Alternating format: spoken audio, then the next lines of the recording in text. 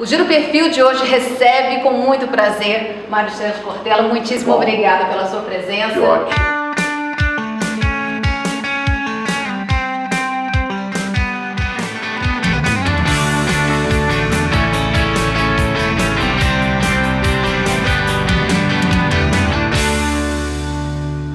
Como está achando o sul de Minas?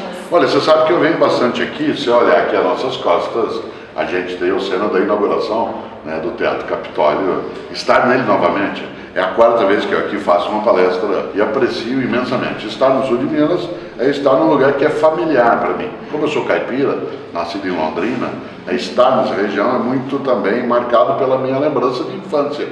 Eu vivi, crescia de pés de café, e portanto esse aroma que veio outra vez, e essa poeira que o vento traz no fim da tarde e depois leva de novo, é sempre encantador.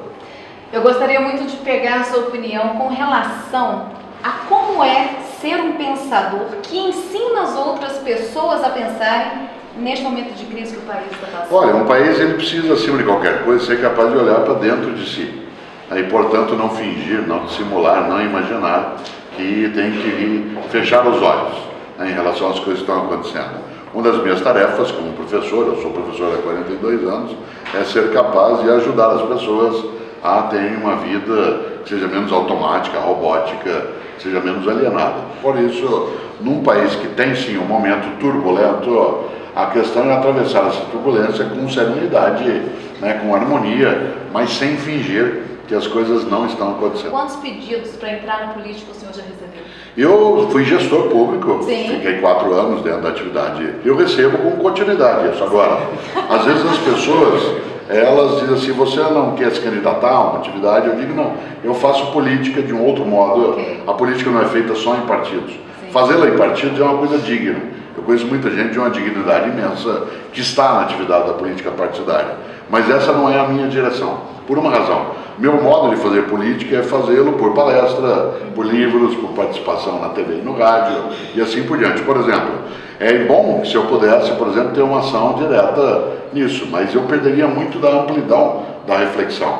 Se eu fosse, por exemplo, um parlamentar, dificilmente eu estaria hoje em Varginha fazendo uma reflexão, porque isso teria vínculos que nem sempre as pessoas podem acolher pelas escolhas que tem que fazer.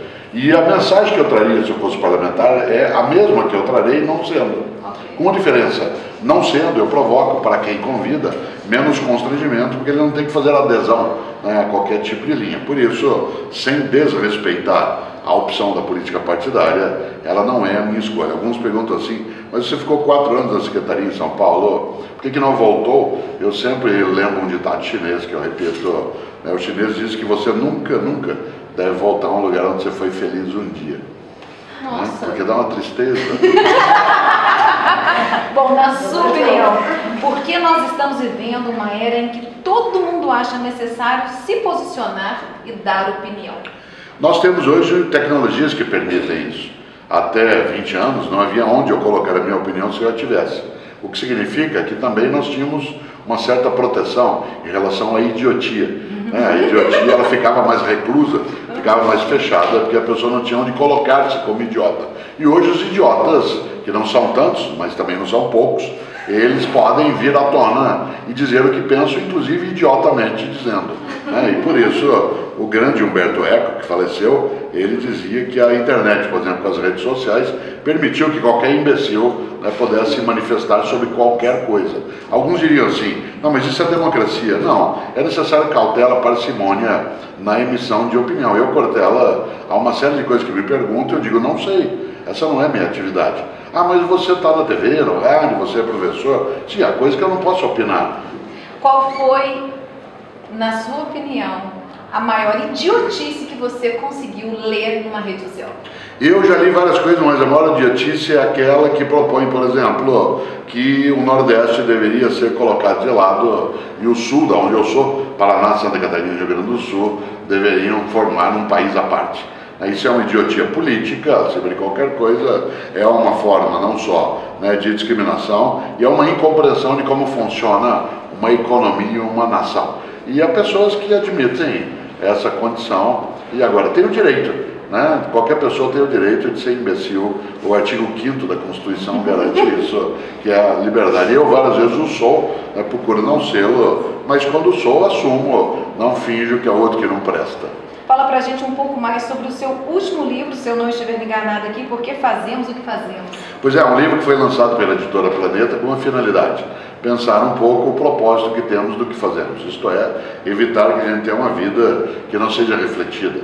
Esse livro, Por que Fazemos o que Fazemos, tem um subtítulo que é Aflições Vitais sobre Trabalho, Carreira e Realização. E a intenção é que a gente seja capaz de pensar um pouco sobre quais são os nossos motivos que nos fazem levantar para trabalhar e aqueles que nos fazem querer morrer.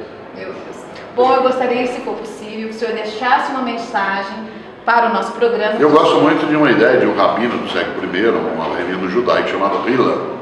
E o Hillel, ele dizia algo em 3 partes, parece até um poema. Ele dizia: se eu não for por mim, quem o será?